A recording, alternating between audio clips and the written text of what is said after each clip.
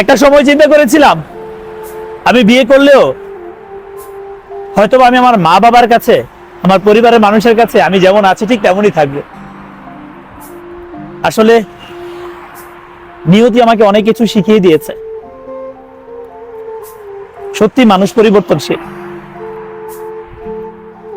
আপনি একটা জিনিস লক্ষ্য করে দেখবেন, যদি আপনি বিদেশে আসেন, বিয়ের পরে আপনি আপনার ওয়াইফকে যদি টাকা নাও পাঠান, খরচের জন্য ন্যূনতম যদি একটা খরচ আপনি যদি পাঠান, আর যদি নাও পাঠান, আপনার পরিবারের মানুষ, আপনি 500 টাকা পাঠাইলে তাদের সন্দেহ থাকবে আপনি হয়তো 5000 টাকা পাঠাই দিয়েছেন তার নামে। আপনি শূন্য পকেট রেখে যদি নিজের পরিবারের মানুষকে ভালো রাখার জন্য সব টাকা পাঠিয়ে দেন, আপনার বউ থাকলে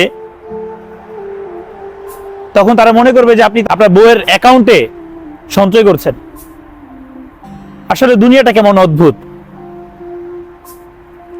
বিয়ের আগে একটা ছেলের একরকম জীবন, আর বিয়ের পরে হয় অন্যরকম একটা জীবন। তাই সবার উদ্দেশ্যে একটা কথা বলি, ভাই, বিদেশে আসবেন নিজে চিন্তা করতেছেন? যদি আসেন থাকেন তাহলে বিয়ের আগে, বিয়ের পরে কখনো বিদেশে আইসেন না। টাকা পয়সা কামাইতে পারবেন কিনা জানি না, তবে পরিবারের সাথে আপনার যে গুড একটা সম্পর্ক আছে সেই সম্পর্কটা আর কখনো থাকবে না, বাস্তব।